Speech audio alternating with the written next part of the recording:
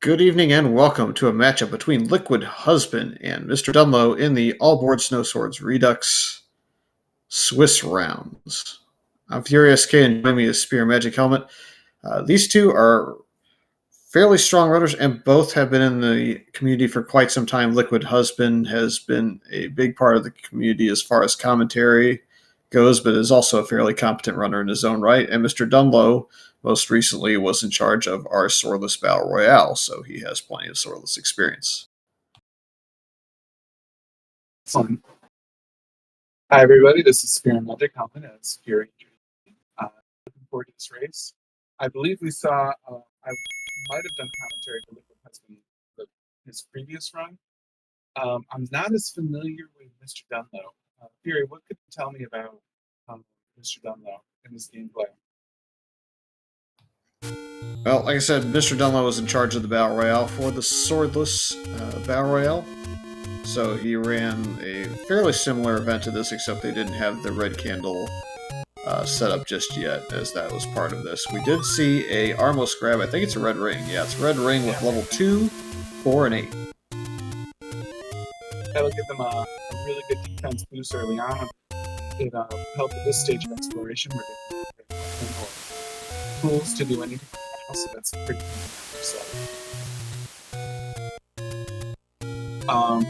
MrDunlo, I'm assuming, is the more experienced swordless, so he probably benefits less from it. So I would imagine that Liquid Husband would be a company too. It's hard to say.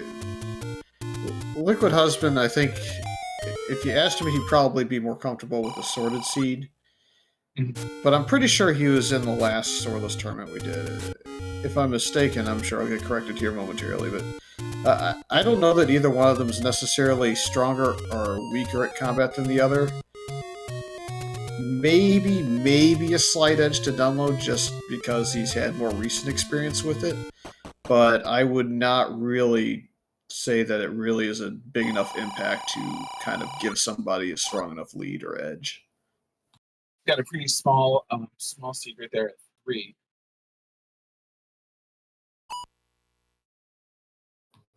But yeah, I think if nothing else, I would say that real life commitments is probably the biggest edge in combat difference between these two runners. I think both have some commitments, but I know that Liquid Husband has a lot more going on week to week, so that probably makes it a bit of a struggle to get a lot of practice in.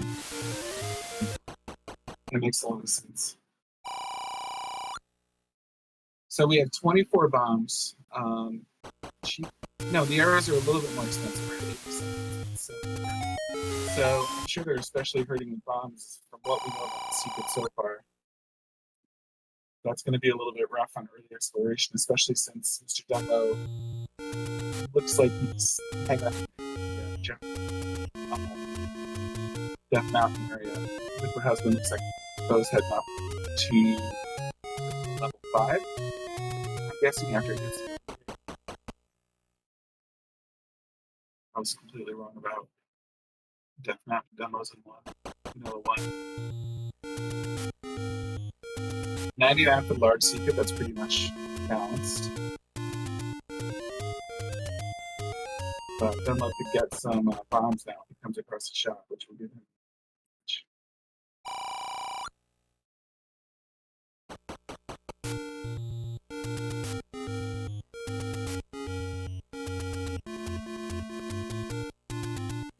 I'm seeing some, I don't know what you think, but I'm seeing some pretty.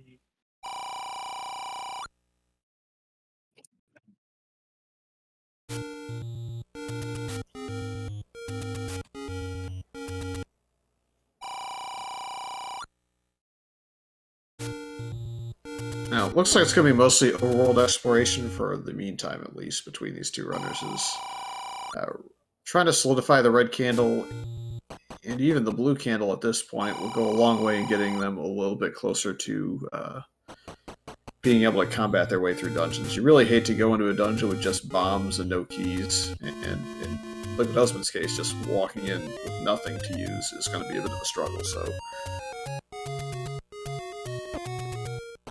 Sorry about that, Fury. No worries. So what did I miss? Looks like not a lot. No, they're still looking for offense of any sort. No candle yet for free, at least, and yet neither one of them have any money, so it's kind of hard to go anywhere with that. Looks like Dunlo spent most of his money on bomb drops. Oh, and he found level 8. Yep, but only 2 bombs to his name, so not a lot you can do in there. Might as well leave and still hunt. I would almost stay on the overworld until you can get a blue candle and 8 bombs at minimum, and then maybe you can consider saving and kind of working your way through a dungeon. But I'd still operate mostly on save and quitting, as Dunlo did find a blue candle. Did he purchase that? I didn't actually see. It would be in his B spot. Dunlo did grab the blue candle that's in his B right now. Yeah, I just didn't see if he found the one for free or if he gave up and just bought it at the shop for the rupees. Looking at his rupee count, I think he would have found it for free. Because I was keeping track of his rupees, and that was about how many he had a few minutes ago. Unless he found it while I was cutting it out. Yeah, check. Confirming he did, in fact, buy it, so he gave up looking for it. So I guess Liquid Husband's going to go on the search for it still, as he just has 6 rupees. He can't even play the gambling game to kind of get into shape to buy it if he gets lucky with the gambles. Dunlo did win. I saw it, I think it was like 20s for the win, and the lows were not so bad, so it's potentially something you can use if it's close to start.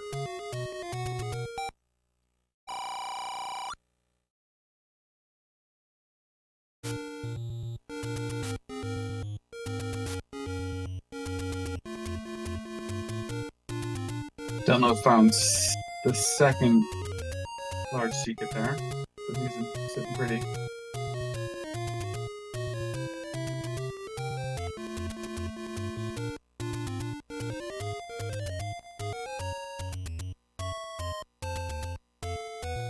I noticed that the overworld monster set here looks fairly easy so far. We're not seeing a lot of the big hitters, so those are going to... That's, I would imagine, promises for some pretty difficult dungeons, like Wizroads, Dark Nuts, all of the more dreaded things. I haven't even seen any blue Lionels in the overworld yet. Yeah, we've seen a couple of Lionels kind of mixed in screens with red and blue. I haven't seen the outright blue too much yet. What's worth noting, though, is we see the blues there. It looks like Stalfos are up, which would replace your Tektites, as they're kind of a smaller grouping in the dungeon, so they will go up or down based on Tektites moving. The way the randomizer is designed is primary enemies, so it can be Pole's Voice occasionally. Dark Nuts, Gorilla, and Wizroads will take the primary slot of either the Moblins or the Lionels. And then the Pole's Voice technically can be a secondary, I think, so they can also swap out with the Tektites, but otherwise it'll be stuff like the Ropes. It could be the Stalfos that can come up from the dungeons. Those could go into that Tektite slot, and that's kind of how it operates.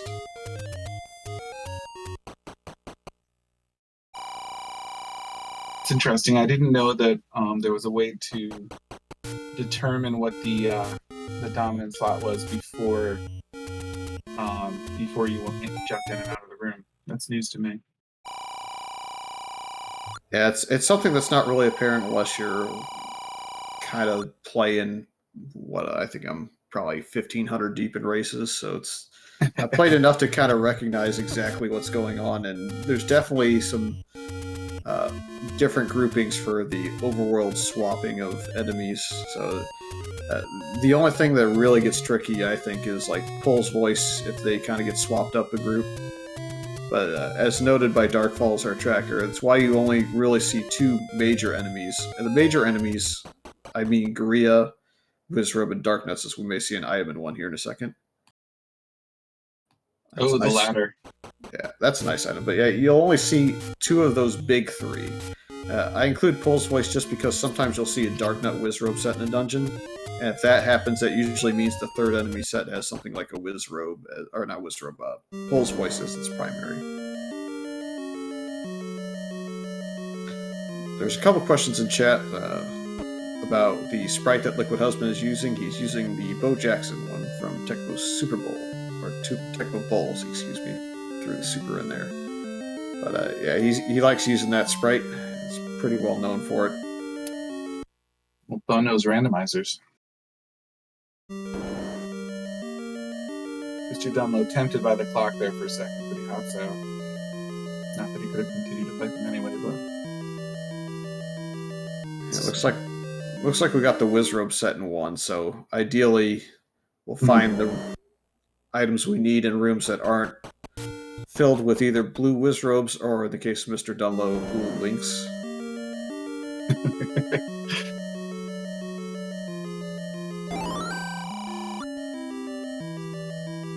Yeah, there's not too many people that use a full enemy swap out anymore as far as their sprites. We've kind of suggested not doing too much with that anymore.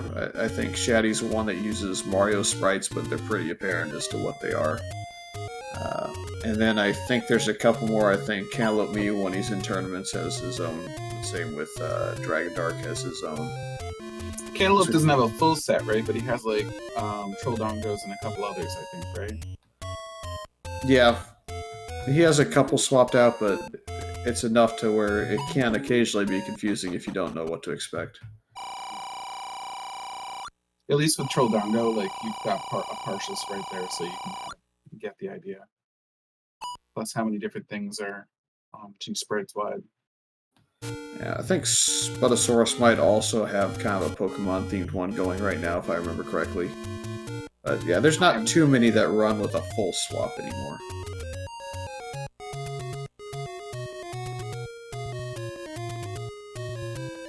Looks like the small secret's the only secret that's a little bit light, so they're probably not going to be hurting. Large is 99, medium is 31, so they balance out to perfectly average. Yeah, Liquid Husband worked all the way up to 200-something rupees, and since Blue Ring's off the table, might go for a double bomb pack, and I might even buy the wood arrows just to get that out of the way in case you find the bow. And I think that's what Bow is going to do. Wood arrows are kind of a 2-camp divider in Randomizer, right? Like some people feel really strongly you should buy them, and others feel that you shouldn't. That there's other things, right? I'm in camp. I want to buy keys pretty much as my main thing early on, unless I see a really cheap blue candle and there's a ton of money on the overworld. And the reason why I like to do that is because level 1 has been rather notorious in randomizers for having, or in the Zelda 1 randomizer community, I should say, for being very key blocked. And if it's linear and small and key blocked, then you're forced to use a lot of keys in there. If you're searching that out as your main dungeonist, did we see the bait blocker? Oh, no, that's 9. Never mind. So level 9's found. But if you go into one early on, like you would want to do, and you have no keys purchased, and you haven't been in another dungeon to get keys, then you're kind of struggling through a whole bunch of rooms there. That makes a good amount of sense. Does anyone, I've always wondered this, because I'm very much more a spectator of the randomizer than a player. Do people have a tendency to hang on to money just so they can get the extra bombs if they come across them in dungeons? I would think that's going to be pretty apparent in this tournament. The first All Boards No Swords tournament went into second quest money, and so you didn't have as much, so the bomb upgrades in dungeons weren't really sought after, even though there were occasions where you arguably needed a bomb upgrade just to kind of complete because of second quest. But with this, with first quest money, there's never even truly a poverty seed. I think we worked it out that like 320 rupees-ish was the absolute worst it could be, and so you'd always have enough money to get what you need out of it. Yeah, that makes a lot of sense. So Mr. Dunlo has a 1 in 3 chance now of getting the red candle if he finds it. For those that aren't familiar with it, he would 4 is 1 in 3, 5 is 2 in 3, and then 6 hearts would be 100% chance of finding the red candle because it's located in the white sword cave in this seed, and the hearts required to get it, which would be in vanilla, would be 5, or randomized from 4 to 6. Yeah, we found that the ladder has led us directly to a bomb upgrade on the coast, which replaced the white sword. So that's going to be helpful. And right after Liquid Husband buys the candle, he finds the freebie one just below the Armos, and we find that you need the blue candle to get the red candle, which is 4 hearts, right below it. Oh, look at that. So Dunlo out to an early lead here. It's just going to take 1 heart for Liquid Husband to get that, though. So if it's something that you can find in one of these bomb spots down below, I didn't see exactly where Dunlo found his heart container, but if you find one, you're going right back there and you've got it. Wasn't it right here? Am I wrong? No. I don't think so. I think he was a little further away than this. Might be lucky enough that it's on the south bomb coast, and if that's the case, then maybe Liquid Husband goes that way. No, he's going to backtrack for now.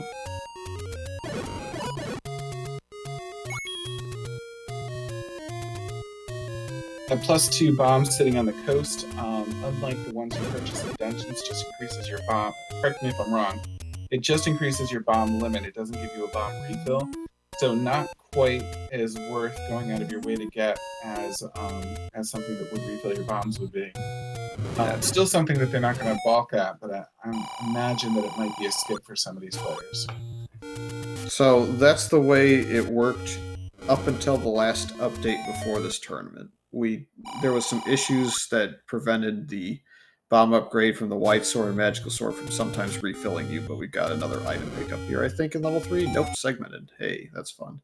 Now, the white sword and magical sword 100% of the time refill your bombs, so they are a little bit more valuable than they used to be as of, like, literally one patching node. Oh, well, thank you for letting me know. I don't assume I know anything anymore.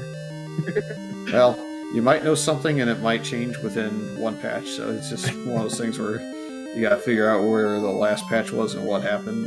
In this case, it definitely was something that we wanted to see, because it was one of those things where the bomb upgrade occasionally would still give it to you depending on circumstances, and not knowing whether you get that or not was kind of weird, so glad to see it consistent now.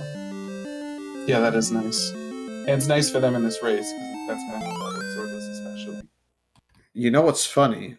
That heart container in level 5 is actually probably the best thing he could find right now, because he's not very far from where the red candle is, so if he wants to go back and check, he can go back and check, and he'll get his red candle. It's a rare time where the heart container could really benefit him if he decides to go back quickly.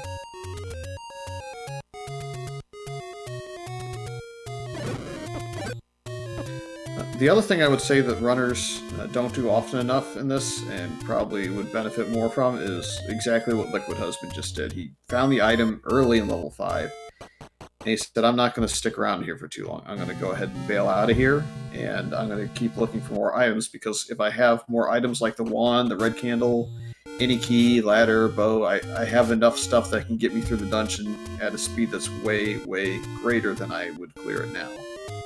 So I think that's a really smart strategy, unless you're in a dungeon that's way away from your starting location. Just get the item, get out of there until you have faster progression through the dungeon. There's the power bracelet. That's going to be pretty handy. Have we seen the Any Road so far? I don't believe we have. To my knowledge, we haven't seen too much of the Any Roads just yet. I don't think we've seen the runners come across any of them. Liquid Husband is back over by the red candle. Nope, Dark Falls is correcting me. We have seen 2 of the 4. We just haven't seen them all. We've seen 2 of the 4, then that would put the power bracelet on par with the raft right now. Unless, I'm sorry, Dark Falls, how many of those were under the push blocks for the power bracelets? Do you know where any of them? It'd be surprising if there were too many underneath the normal spots.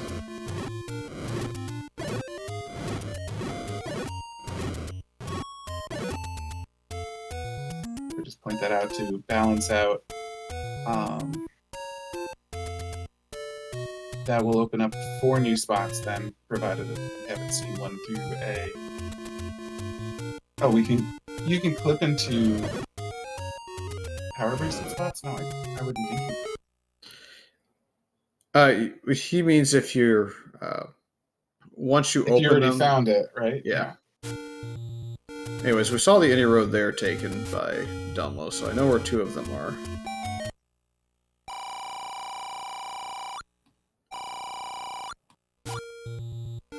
And Mr. Dunlo did take a potion already. So he took it from the take any one at 4 hearts once he got his red candle, seeing as you're basically on 16 hearts at that point. You don't necessarily need to go get a whole bunch more heart containers unless you're really chasing that magical bomb upgrade, which I don't think either runner really will in this seed.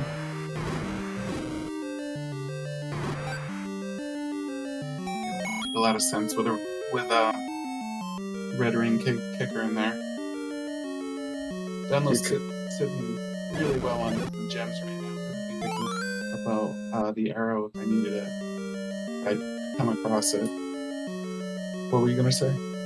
I was going to say, Liquid Husband's now getting to his ladder, so probably we'll see him eventually go get that bomb upgrade. Probably will go ahead and spend bombs more freely, knowing that's available in dungeons as opposed to trying to conserve as much.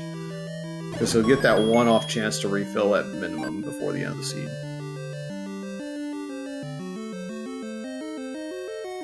Looks like the Grave push block is just a bomb and arrow shop, so that's not particularly useful. So Liquid Husband's now only 1 Triforce piece behind, but I don't really think that's a big factor to this point. The Triforce and the Power Bracelet in 3 are both not too difficult to get to.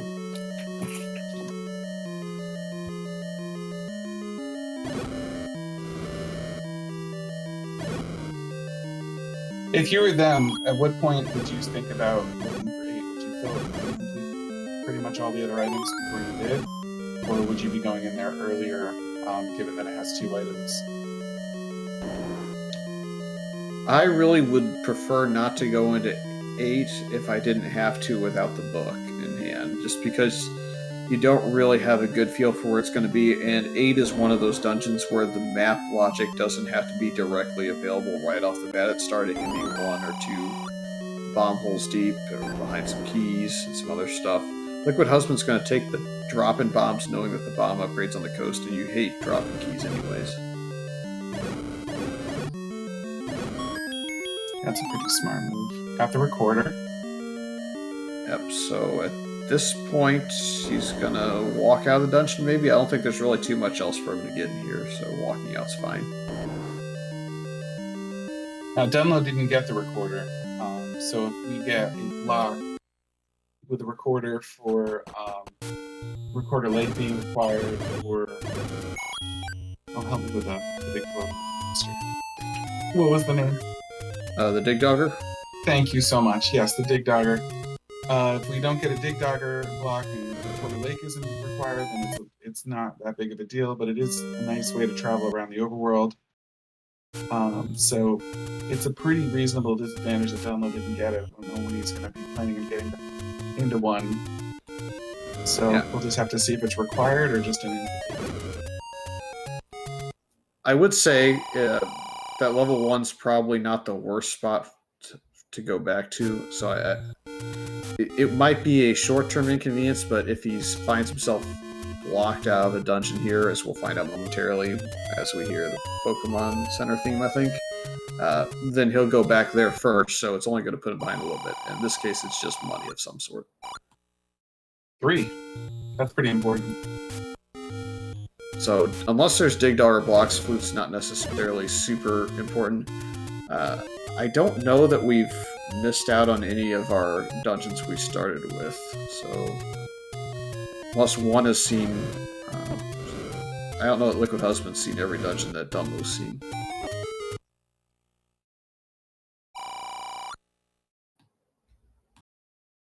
I know both of them have seen 1 and 8. I don't know if both have seen 4.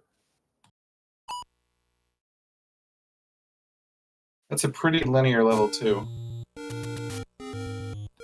Well, if we haven't seen 4, fluting to 4 and finding out where it's at and checking it for items might be a reasonable play to make sooner or later.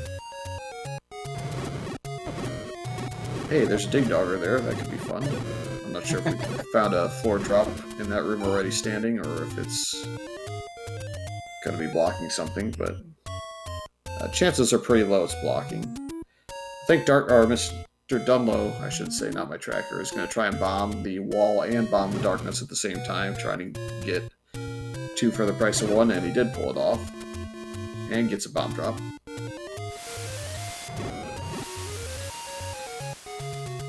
I would... You could take the refill and go back to start at that point, but I guess it doesn't matter too much with the red ring. And there is the bomb upgrade pickup from the coast for Liquid Husband. So unless that Dig Dogger is a valuable floor drop, he's probably okay. Yeah, there's going to be some opportunities for some blocks later. There's the community hint that's fitting, I guess.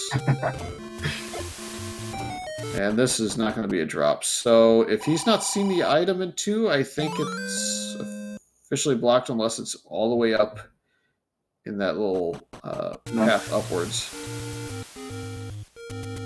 That's what he's going to try right now, so we'll find out pretty soon.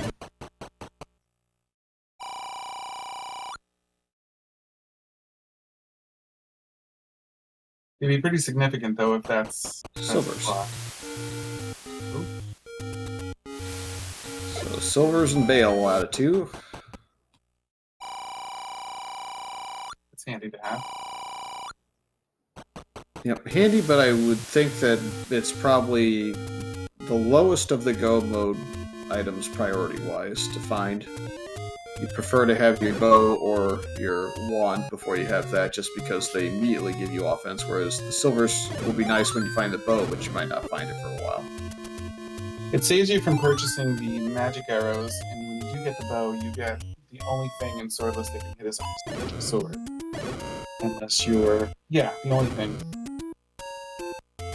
So, it'd be nice to have if you do get the bow.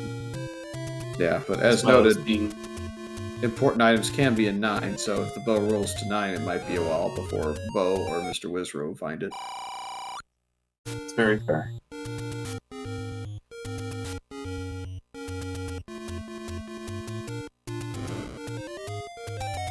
That's not exactly like Dunlo's hurting for rupees right now. Here's level 7. I think you gotta look inside here and kind of look around the first couple rooms for potential staircase. You can't get very far in this room, so it's just a up A, I think. That you're gonna try and bomb through.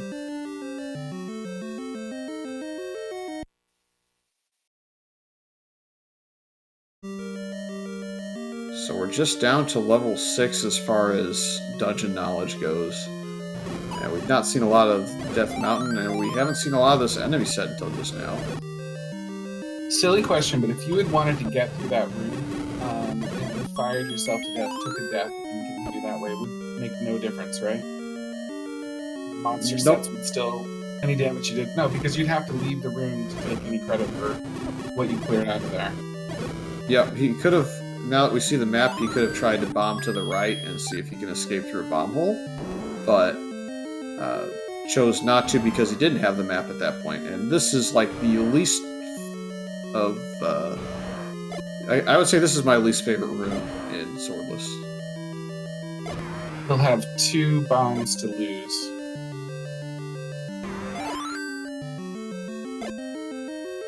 Because this room will keep respawning, so if this is a transport as opposed to a item drop, or it's nothing. But if it's a transport, it'd be worse, to be honest, because it's going to keep respawning.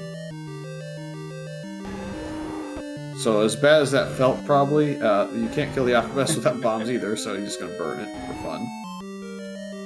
I think you've got to go through the key door here if you're not willing to bomb. I know it's awful to go down to 1 key, but you can find another replacement key like this one and be okay still. And you might have an item over here, such as the bow itself could be in this room underneath this bush block, and you'd feel real bad if you didn't burn that 1 key just to clear these 2 rooms out. It's a tough call because you're paying 1 key to potentially just unlock 2 rooms, but I do agree. In this case, it didn't. In this case, he broke even except for time. Yep, so now he gets to go to the right here. He's got 2 rooms that he can look at, assuming that the staircase isn't a one-off staircase to the room below him here. That could be the only other situation that occurs. Gels rolled up. Yeah, the splitting gels at least did. We'll have to figure out if the ones that start on the floor normally will be different. We're going to get a good look at the compass. And this is actually an important room to find as well because it's red Gorilla, so he could, in theory, up an A here, come straight back to this room and do it again until he gets his bomb drop. Because he's probably only going to need 1 or 2 bombs to clear that Aqua Menace and get further in this dungeon if he really wants to. He could also try and bomb to the left in that room. And if he did that, maybe it would open. He could start killing and see if the Pulse Voice is the primary in that room. That would be his other option. Because if the Pulse Voice isn't the primary, as you were noting earlier, if you kind of reset out of that not reset out of it, but leave the room and come back to it, it'll potentially keep changing the enemy for you, if you're lucky. If you're not lucky and the Pulse Voice is the main, then there's nothing you can do about it. I would waste 1 bomb on that. If you're going to go that far, I would still do it. Dunlo is going to confirm you cannot bomb that room, so that Pulse Voice room is blocking from there. If you get a bomb shop here on Candle Row, though, I think you have to go back. If I'm not mistaken, Liquid Husband had bombed that room too. I feel like I knew that it was not a bombs. He went in there the first time and didn't touch it, and I think he's been at 1 bomb since, so I'm not sure if he did or not, but... Okay. He didn't do it initially because he didn't have the map to know. There's also another red Gria room there. You have to reset the dungeon or up A out of that room because the traps will prevent him from respawning with it. Hey, you got the bomb. Yeah. Liquid Husband may not be prioritizing going back right away because it's level 7. It just kind of feels bad, but I still think that enemy set is better than the Dark Nut or the Wizrobe set, where you have to get lucky with directionally bombing the Dark Nuts. And in the Wizrobes, you have to hope that the red Wizrobes didn't roll up 1 or 2 HP, because then, of course, you have to spend 2 bombs every time you try.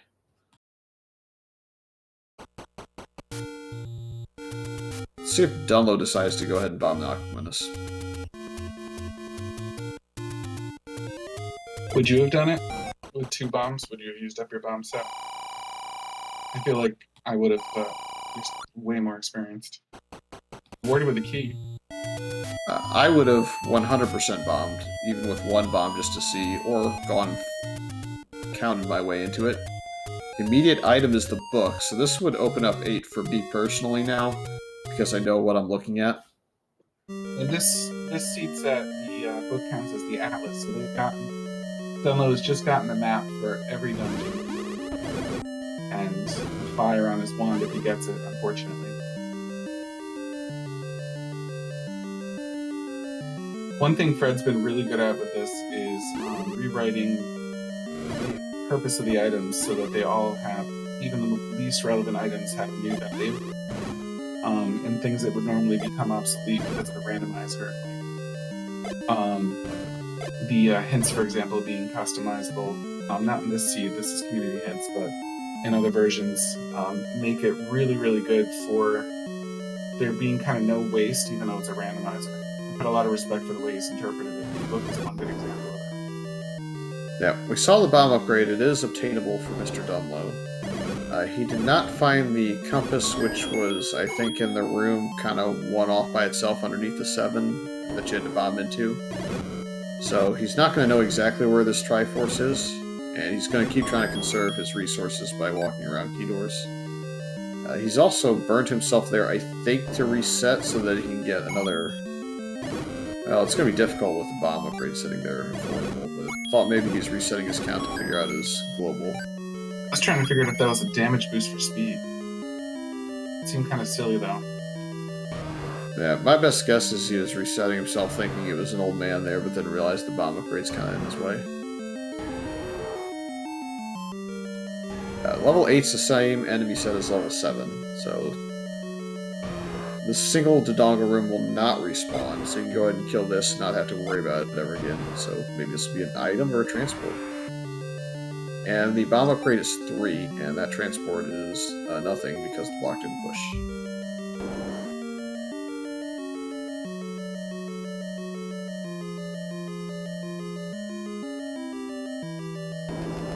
Chevy room. You're right, by the way, these gels did not roll up, so they're one shot. 1 or 0. Yeah, I kind of like that those are separate enemy values too. Like the vires that split the keys can be different. There's actually, in second quest, I think there's 2 keys categories, the blue keys and the black keys, and they have different HP values as well. So you always got to at least test each one to see if they've rolled way up, rolled to 0, rolled at all different than normal. Did Fred ever experiment with randomizing the hit points for fast and slow Octoroks too? They are, in fact, a thing. The red and the fast and the slow Octoroks should potentially roll a different value. Could also just roll the same by chance. I'll say this though, this level 7 is very key profitable. Like, he can explore the rest of the dungeon and burn keys and still likely end up with 3 or 4 by the time he's out of here. I want to say we're about to the Triforce room here though, if I remember correctly.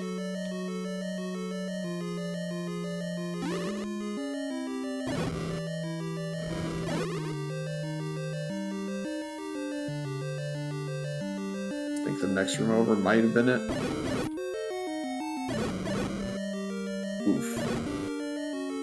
Dunlo's probably glad that he's been managing his bombs pretty well. Zelda is not in her room. I thought this compass pointed to here. I'm wondering if this is where it is. Well, this is even worse if the Pole's voice are the primary. Like, the other one just feels bad because you gotta waste a lot of bombs to find out, but at least you can kill that room.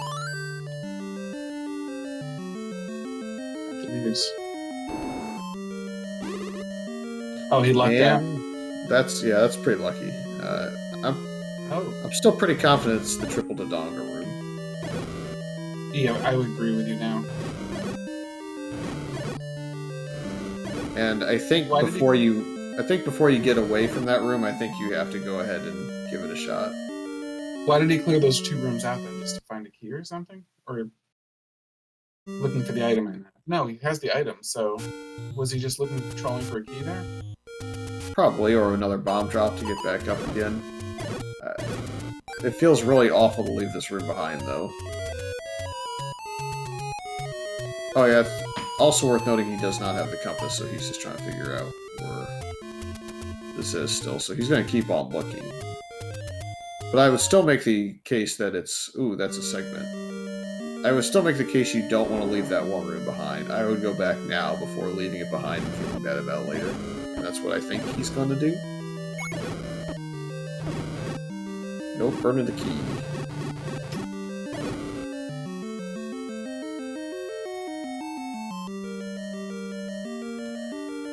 So, the bad news for Liquid Husband is he didn't find much in level 8.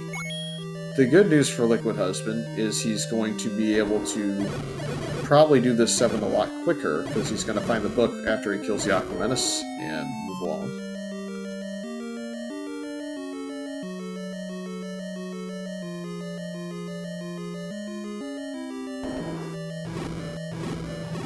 Here we go.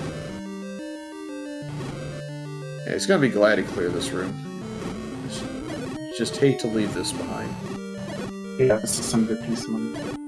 Now, he did get the compass there. Maybe I'm not nuts, but didn't we see the compass in that room from either him or Liquid Husband at some point? Am I wrong? The Liquid Husband, it was in the room that you have to bomb into near start, and Dunlo had 2 bombs left and didn't want to do it. But somehow I knew that room and the one next to it was the one with the Triforce. I'm not psychic. So I thought that one of them had the compass for this dungeon at one point. Yeah, Liquid Husband definitely has the compass for level 7. He didn't want to bomb the Aqua Menace and go down and get it. Okay.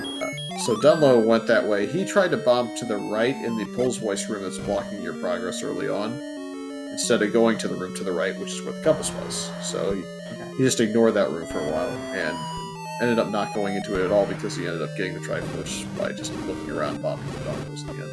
Okay, so Dunlo did not know where the Triforce is. We just did because we're the commentators and we see both races. Yes, we see both. Liquid Husband's hoping that this guards the silvers. Unfortunately, it's going to go 1 north. He doesn't know it's the silvers in here, of course, but ideally that room drops and he feels better about his early recorder find. This room only drops in second quest, so you don't necessarily have to clear it in first quest, but you may not have that information. It's kind of one of those where you have to memorize room drops, and this is not something you try and memorize as much if you don't play second quest. That's a lovely 5.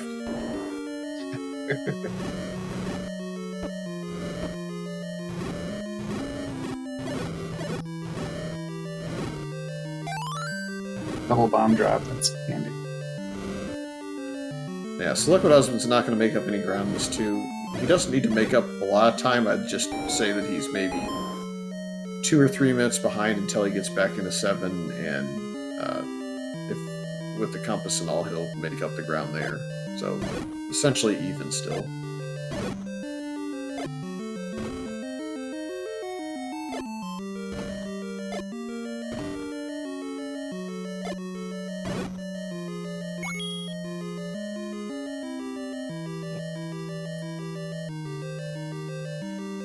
Gonna say no to that. He's gonna directly just turn around, so I think he may actually save a handful of rooms here after all, instead of upping or taking the Triforce to get his health refilled.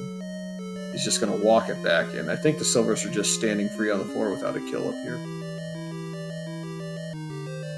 The level 5 Inkblot, I'm thinking highlight.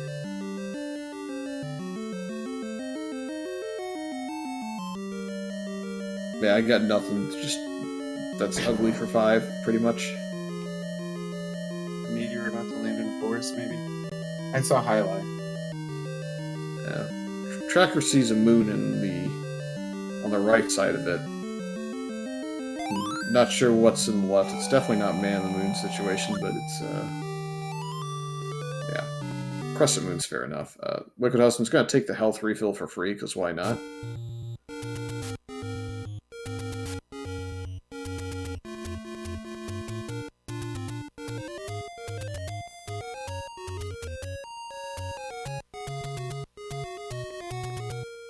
We wanted to find the Coast Heart. Yeah, that Coast Heart in 5 is way less important for Dunlo than it was for Liquid Husband, because remember that got Liquid Husband his red candle.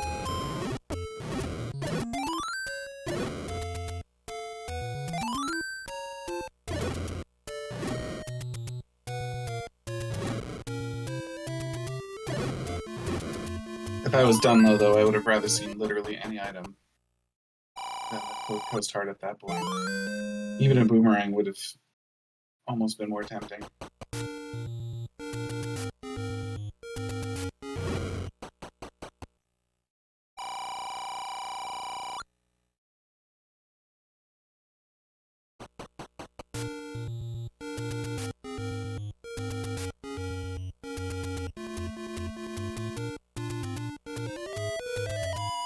Level 1 in the Vanilla Star.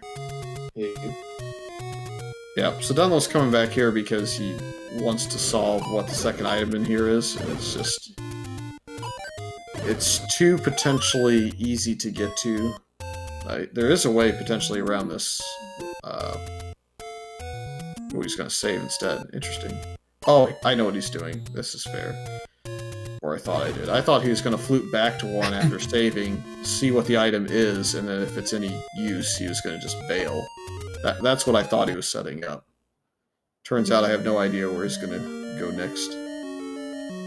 I feel like the wand is the biggest advantage for Liquid Husband, if nothing else, because saving him a lot of walking.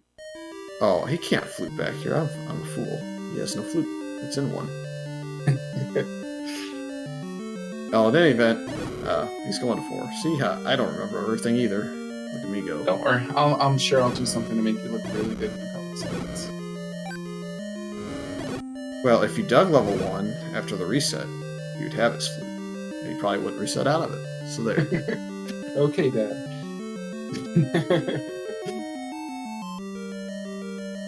You sound like when I'm talking to my friend. If we left, we would be stuck in this traffic.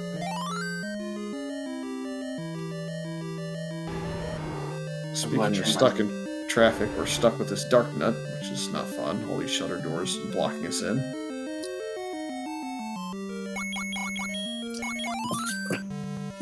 And we have another potential item. Well, no, never mind. Just standing items. Got the Triforce, I think, out of 5 on Liquid Husband's side based on where he's leaving. So it's one of those where he felt that he could get through it easy enough with a red candle and a red ring, and he went for it.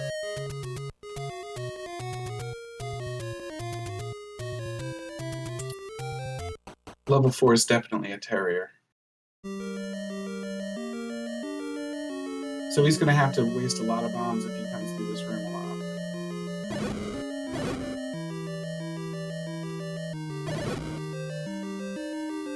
No dice in that room.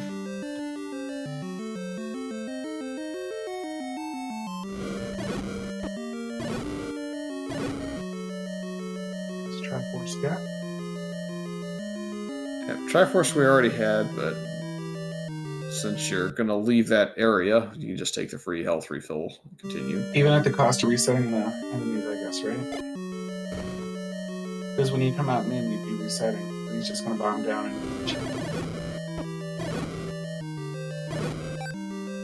A Patra. That'll ruin your day, having to walk through that too many times. Nice use of the bombs there. I might have cleared out that extra dark note, though. You can come back to it, especially if you're paying attention to where your count is. Maybe you can come back when it's a potential for a 40% bomb drop. He almost bombed the wall there. I saw him go for it. He was like, I was saying just to flip open that shutter door and not have to clear the bombs out, because that room down is just to peek into the room, and then you could have gone on. well, he may have saved himself a little bit of time and potentially a bomb to look at this room. This is usually a standing item for, but occasionally it likes to troll and be the item staircase. Since this is one of the few rooms that's like level dependent as to where it's going to drop versus where it can't drop. So here it dropped a compass, but any other dungeon pretty much it won't drop. Question in chat, is 6 blocked? The answer, we don't know. We have a lot of Death Mountain to look at. We have a couple other extra spots out there in the wild.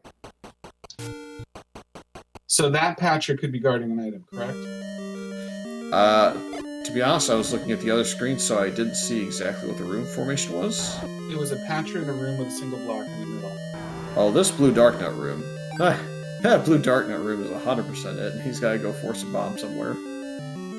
So this room right here is definitely not it? The single block can be it. It's usually at level 4, but that double block room just like reeks of being the item for me. Yeah, I suppose so. Although it would be interesting if it was. It's really tricky. Who's lucky to get out of that? So some people like to think of these as being more skewed to their vanilla drop room setup, and if that's the case, then runners might think that that single block room is actually going to be the item more often. But I think that's I think it's biased personally as far as that goes. He did force his bomb, so he's going to be able to clear more of these. He could opt to keep trying to force if he wanted. Some good pausing strats going on. He got some really good bomb. Both skill and luck combined there.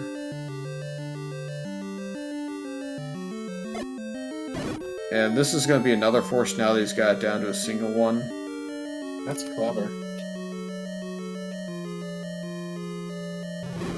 So for people that don't understand, what he's doing when he torches the sky is not being salty. Each one of these fires counts as 3 kills. If he gets 9 built up and the 10th one is an enemy kill with a bomb, then that enemy must drop a bomb. If it's not an enemy that drops, like a bat or a gel, a piece or a gel, then it will not drop, but the next enemy killed will drop a bomb. What's scary about this, though, is he has to get both of these. If that guy would have turned, there's the heart, so actually it's going to be its vanilla room. unless there's another single push block way over on this under this red dark dot room you pointed out earlier. So what you're saying is that the Patra, unless it's in this last room, the Patra room is the item and the item is wand blocked. Yeah, pretty much. It doesn't say that the wand is outside of 9 because this item here, well, it's not going to be an item because the shutter closed, so he doesn't even have to clear it. But this does not prevent the wand from going to 9 because it's just the item. It's only if Triforces aren't obtainable that will prevent it from going to 9.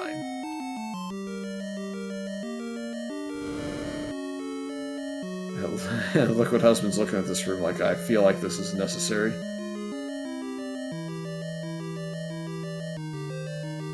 Yeah, exactly, Darkfalls.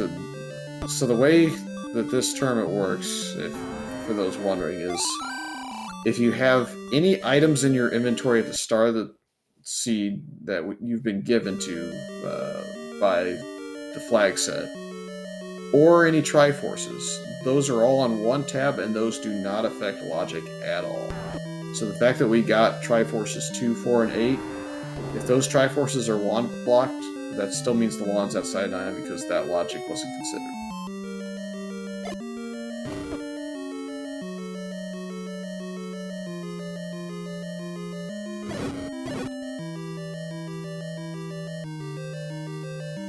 Dunlo just looking for 6. So if we gave you like the wand for free in a Swordless Seed, and you had a wand blocking a Triforce, still would put the extra wand outside of 9, even.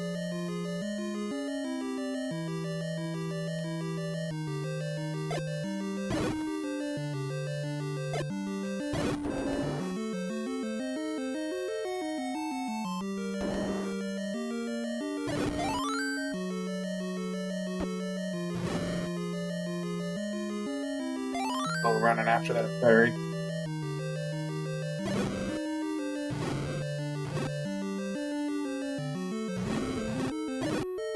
Liquid has been pretty smart clearing out the other enemies before figuring out what he's going to do with these other guys.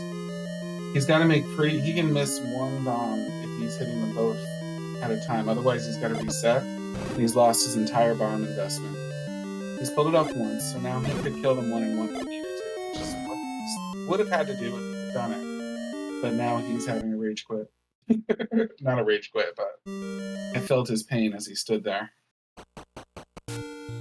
Somehow Bo Jackson stood a little bit more upright. That's right.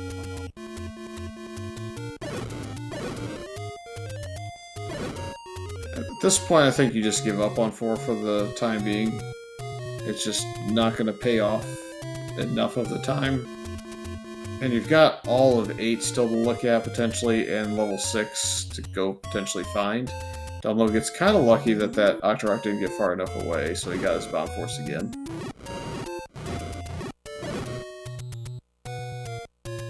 This could be a sequential seat coming up here with Raft required to get to level 6, and it could be in like level 8. Nope, never mind. Scratch it all off. 6 is way off in West DM.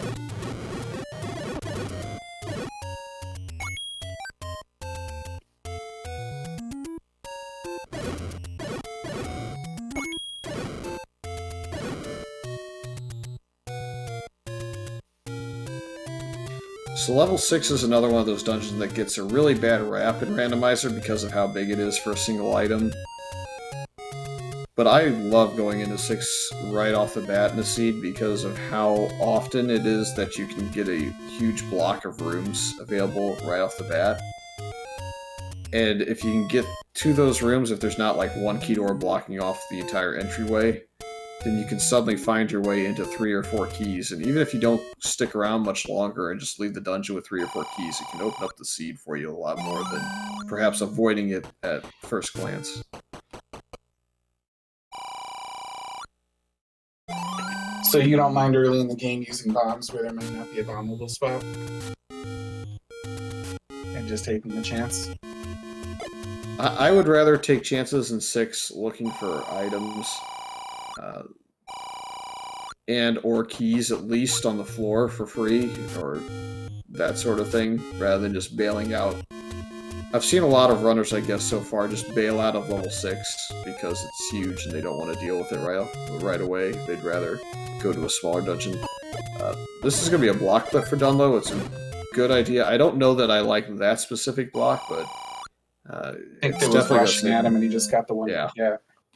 Yeah, that's fair. He got out of the way of the land mollusk. That's good. Do you potion this room? I think it might. Being pretty clever about it, though. It's also significant. I don't know if you noticed. Triforce in this room now, so he will have all the pieces after he checks this to go into 9. It's just a key, hardly worth picking up all that walking. Yeah, I think you're gonna have to take the Triforce here, maybe. I would take. I mean, you're the master at this, but I would take the Triforce and go into 9. If we were one item away from seed completion, I might make the gamble with what's left. I think it's a little bit concerning to go for broke on both of them, or having it be sequential that you have to go to 9 to go back to 4 to get the bow after you get the wand kind of thing. But aren't you doing double duty in 9 if you do that? Like, you still learn about 9, which is something you have to do later anyway, so you're just being productive about figuring out the layout of 9 while you're getting a chance at stumbling across the hidden gem. Oh, that's a rough go. Oh, well, I thought for a second that his whole entire setup failed. It's kind of the thing that always concerns me about the console players, which is what Dunlo is doing. Because occasionally your equipment can go on you, but thankfully it was just a blip after he had saved, so no big deal. That is lucky. It was basically a reset. Yeah, I'm sure he feels like someone walked over his grave for a second there. Unless he was intentionally resetting the global or something like that. You wouldn't do that, would you? Yeah. It might be something that he did for the global, but I don't feel like the global's that necessary to reset with all of these moblins freely available 1 HP right off the start. I think I'd rather just work my way into it and save as opposed to global. Looks like I still read Dunlo. Plus, he just walked into the fire there, and you feel like he might have reset something count with that. Yeah. But to kind of revisit the 9 conversation, my only issue with 9 is if you're going in for 2 items, you're potentially in it for 14 staircases. If you were to go to 8 and at least get 1 item out of there before going to 9, you're in it for whatever the segments are plus 1 staircase. You wouldn't go in and just leave if you hit the point where you found Zelda and Ganon and exploring the dungeon was no longer that productive? No, I'd like to just get 1 item out of 8 first and then make my play. What complicates it a little bit for Mr. Dunlo, even further, is he did not get the recorder out of 1. I would definitely not leave an item in 1. 100% would not leave an item in 1. Yeah, I don't disagree with that one at all. Do you think Dunlo feels like things have gone pretty well for him and he's doing this because it's sort of a Hail Mary since he knows he's in pretty good shape anyway? Like, he doesn't have as much to lose. Well, I guess that wouldn't be the case, right? Not without the wand and the bow. Yeah, I think we got Aurora already. I think the issue that I don't know. I don't think you could ever count Liquid Husband completely out as being behind you, given the red ring right off the bat. If you felt like you had an advantage against him, it's a rust percent with a bit of inability to play, and the red ring will counteract that if you believe that that's the case. So I think that you can't really sit there and metagame what your opponent's done versus how you've done. You can potentially metagame that the item in 1 is just not super go-mode-y and is just like recorder, any key, raft, something like that. Because if that were the case, maybe Liquid Husband would be closer to done. But even still, it's 2 items missing, so the question will be how much do you have left once you find Ganon and Zelda? How many staircases did you have to take? How much time did you have to spend to do it?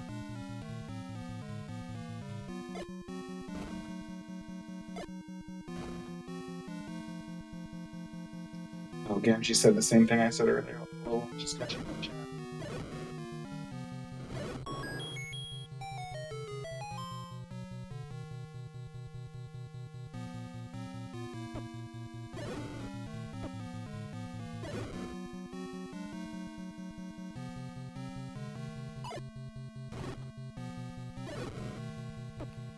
I would say with almost absolute certainty at this point, if you find an item in 9 and it's not wand or bow, with Ganon's knowledge alone, I would be bailing. I wouldn't even look for the second item right off the bat. I would instead, again, go back to 1, then work my way around from there. I would even... It sounds like there's a Wizrobe required room in level 8 to progress in there, so maybe that even puts 6 into play a little bit.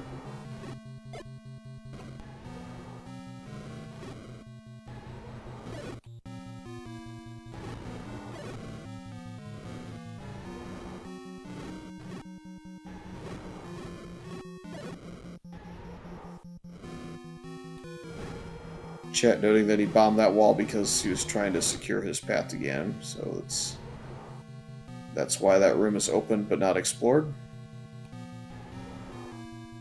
And Pull's voice is dominant in this room, so that will not be your wand. To put a pin in that one for later.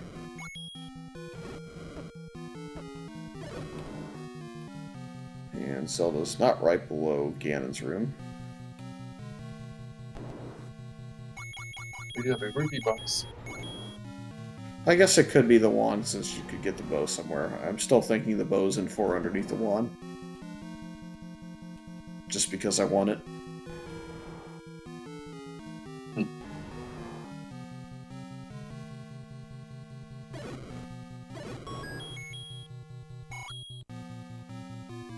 I'm sure that would cause some people to root for that. At least 2 people to root for that come Wednesday. Very frustrating shoot room to end up in.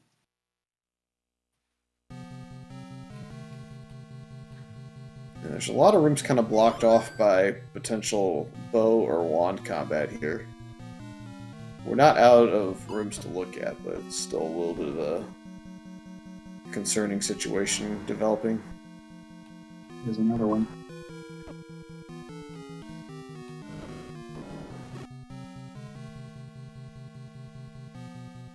Even when you're not blocked out of the room, there's a lot of these where you'd be going a lot faster and more smoothly. You could do a little more damage and still have the benefit of a more controllable ranged weapon.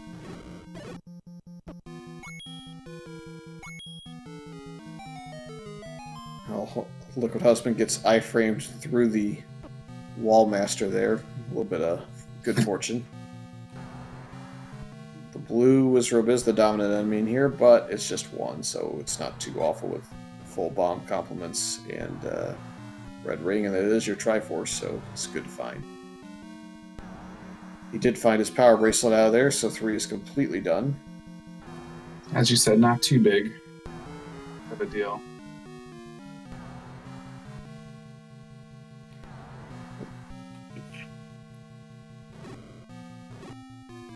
He's got a pretty good slog ahead of him with 6 and 7, though. The question in chat, bow is required in Zelda 1, right? And the answer is most of the time. If you have a open Zelda situation, then it can potentially still be required if Ganon is directly in the way somehow. Depends. But otherwise, that would be a situation where the bow would not be required. But we don't usually play too often with that flag, because it can really speed up a Ceta to just try to Triforce and go your way all the way to 9 and hope that's open.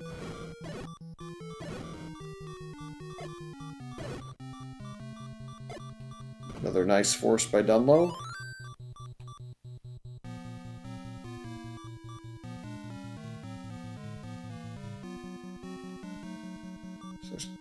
gotta potentially be a way around that still.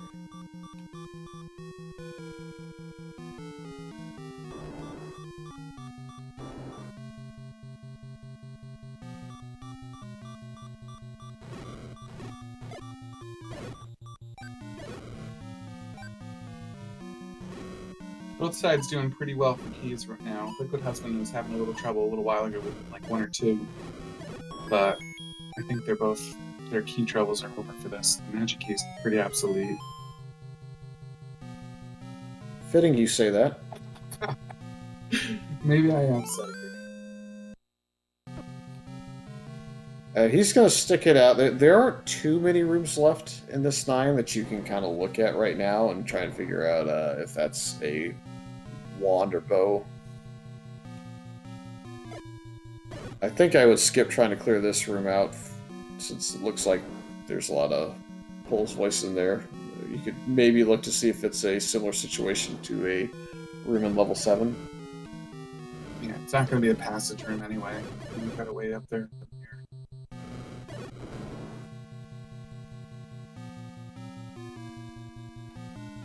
This could be promising. Yeah, what this is going to come down to some extent, is whether or not Liquid Husband goes straight to 9 once he gets all his Triforce pieces.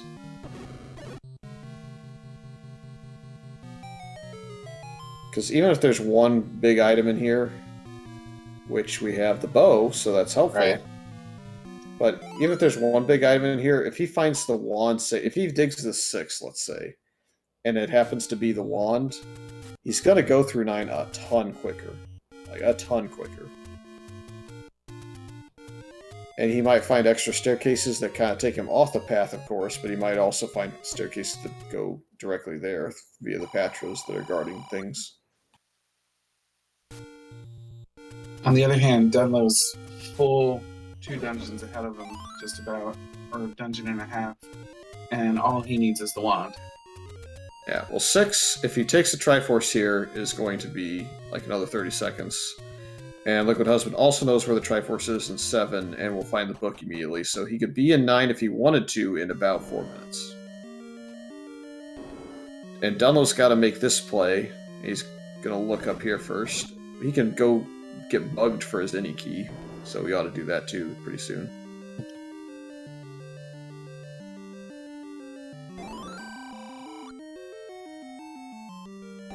Even max bombs wouldn't have been that big of a hit at this point. No, but we would have given him a little bit of a hard time afterwards for sacrificing bombs when he has an any key. I have seen it done.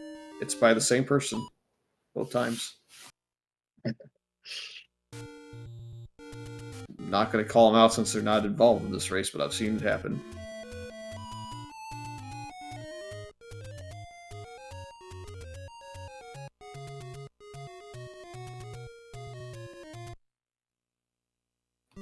Alright, so here comes level 8 first. And Liquid Husband's going to stay in 6, so this is potentially the game here. Finding the wand is significant here because now Dunlo can't even be blocked by a Dig Dagger. The only thing that can really stop him now is, what, Patra? Yep, if there's a Patra block in this 8, it really has to be specifically kind of impeding progress early for it to impact much. Like, it would have to block you out of things. Or Gliok, as was noted by Panzer Dave. I don't think... If it's blocking a item staircase, you know it's not the wand, so that would help a little bit, but you're hoping it would block a... The Gliok will have to block rooms off, same with the Patra. Because Gliok can't have a push block underneath him.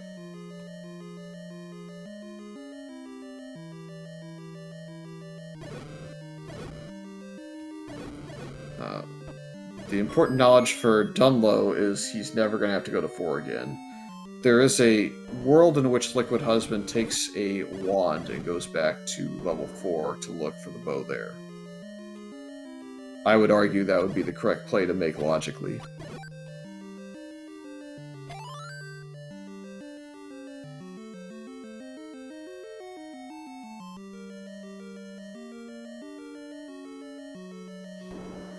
Have we seen many Gleoks? I can't think of one offhand. Nope, I've not seen a single one so far. So we might have just invoked the commentator's curse. That'll be yet to be seen. You know what would be great is if that second breakfast right there was blocking something. I think there's more than one way around that, but it would be funny.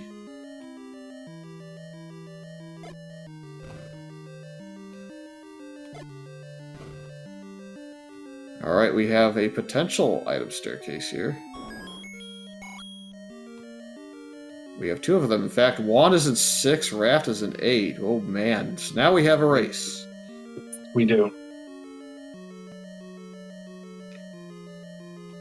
Now logically, the play is to go to 7 and then to 4 if you're playing this safe, because 7 you can get past that Aqua Menace with the wand, don't have to sacrifice bombs anymore. You're going to see the item potentially on the way, so that's why that would make a lot of sense. He's going to go to 4 and just go full metagame, which is fair. Well, he's got to get rid of the clock, though. We got clock trolled, that's fun. 4 is going to give him one of the boomerangs. Yes. But he doesn't know that. For all he knows, it's the bow. So it's... In his shoes, digging the smallest dungeon where you know it's down to 2 rooms is the smartest play. Outside of level 7, which is where he's going to end up going. Level 7 would be the primary play because you're hoping to hit the item on the way. He's not going this way, though. He'd have to go the Aqua Menace direction to find it.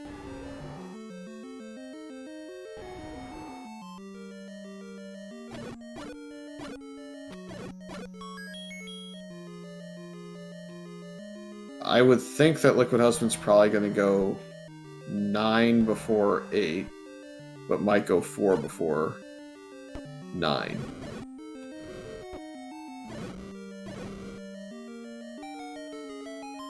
I think Dunlo's about to hit his second item. Nope, it's transport. I thought it would be. And this transport is actually going to send Liquid Husband the wrong way, because it's segmented off. He's only going to look for the item real quick in these 2 rooms, I think.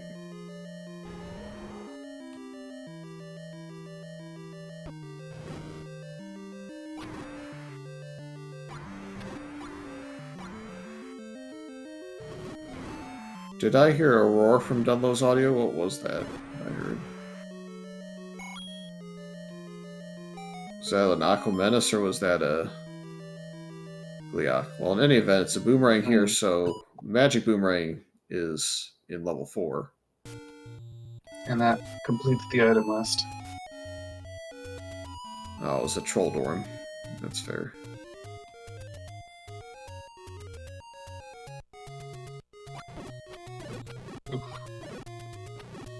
Alright. Liquid Husband knows he can't get out of here now. Reconfirms with that bomb, so he's got to go back to start. Dunlo enjoying himself perhaps a little too much with all these arrows, clearing out entire overworld screens just with magic arrows. Yeah. I'll be interested to see if this is a troll down here as well. He's got to push that lock to get the door open. Alright, so Liquid Husband's forced into the book. He just doesn't know it yet. And even with the wand getting fire when you do that, I would think you'd pick that up for 9, just to get it out of the way.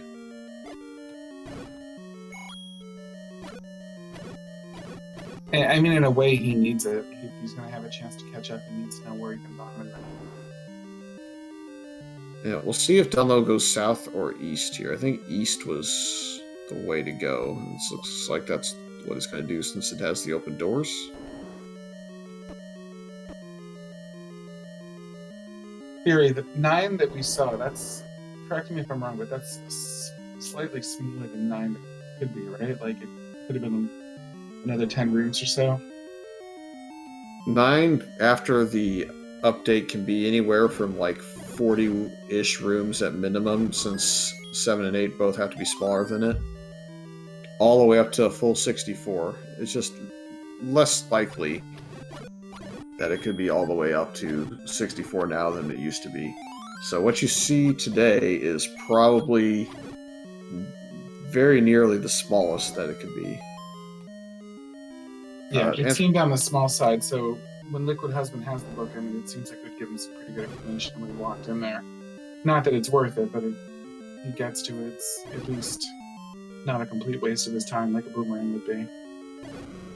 Yeah. And he's going to take this bomb upgrade for certain. And that's going to get his bomb refill from 1 to 12, which is going to be great because he's going to walk into the Triforce room and realize he needs bombs. So he'll be plenty happy he has that now.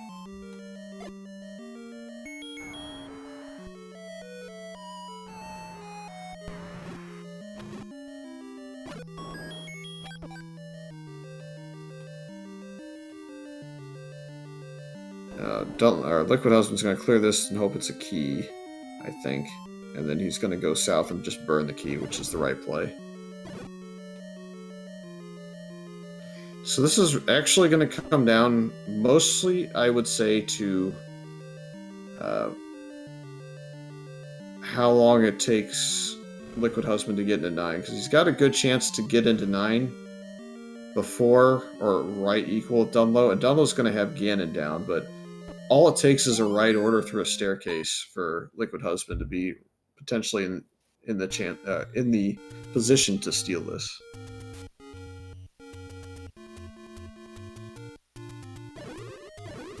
You guys, with Dodongos, if you drop a bomb while smoke is still going off, you lose the bomb outright. So you gotta be careful doing that.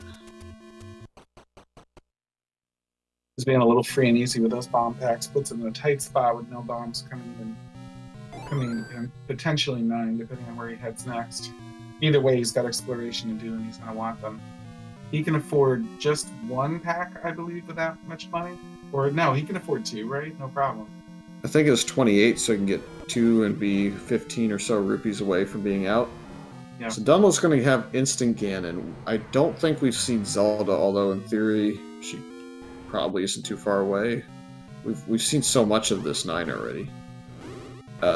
Liquid Husband's making perhaps the wild play into 8 in hopes that that's what's kind of slowed his opponent down. Or is just trying to farm, maybe? I'm not quite sure what he was up to. The princess has finally been slain.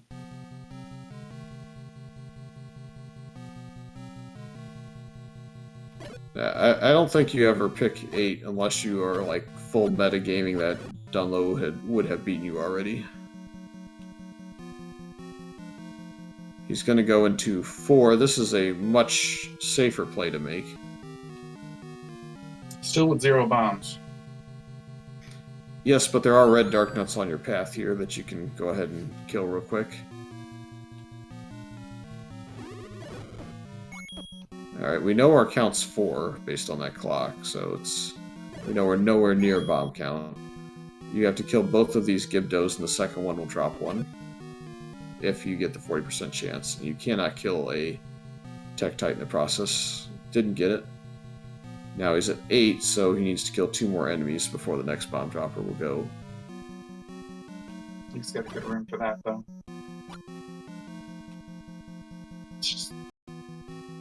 There's the bombs. Now he's at 2. I want to say I saw him kill another enemy. He's going to kill this room first, which is a bit unfortunate because we know it's just a heart container. And actually, by process of elimination, if you track room for room, you know that. I don't do that, though. On the bright side, he can get the magic sword bombs. Yep, if it's the 20% chance, you could get him.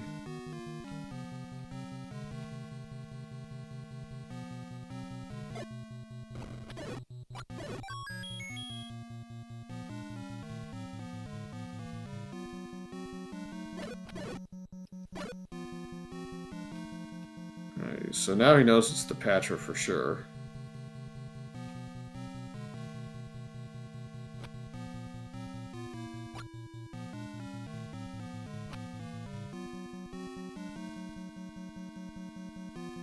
But I think he'll end up running out of time here at some point in the next couple minutes, as Dunlo simply just does not have enough 9 left to really troll him.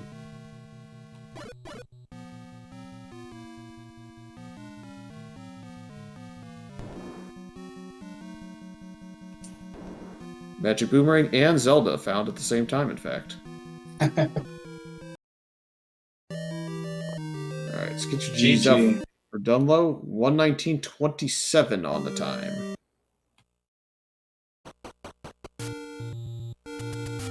Dunlo played a pretty smooth game there. Yep, we'll get to see where Liquid Husband decides to go next. I think for sanity's sake, you probably don't want to go through the Wizrobes again in 8, so I would think probably 9, and if you can get it done in the next 15 or 20 minutes, he'll have a good tiebreaker set up for himself in the case that he finishes exactly with a record of 2 and 3. Is that Dunlo in the chat? That is. Hey, good game. Really nice watching you play that. Thank you. Yeah, this has been an interesting. I don't even know how many seeds of these Swiss flags I've played, but every single time level 9 has mattered. I didn't quite hit the whatever you want to call it of having both of my required items in 9. But yeah, it feels like about 80% of my seeds, something in 9 has mattered. So I decided to just go there when I was eligible. I lost last week against Shaddy because he did that and I didn't. And I was like, well, I'm not going out like that again. When I got a full Tringle, I'm going into 9. And I think it was the right play because I felt like I got through that 8 really fast because of having Magic Key. Yeah, you definitely made the correct choice. Fury and I were talking back and forth about that right before you chose to go in there, and I had thought that was the right play, but I'm fairly / extremely inexperienced player of the randomizer. But I like the double duty that you can do with it. That at the very least you go in there with plenty of information about something. Yeah, and I had found at least one boomerang, I think. Maybe I hadn't, actually. I don't know, but I know I found a heart container or something. I was looking at the items, and the way I was thinking about it was I was like, well, it can help me, even if one of them's there.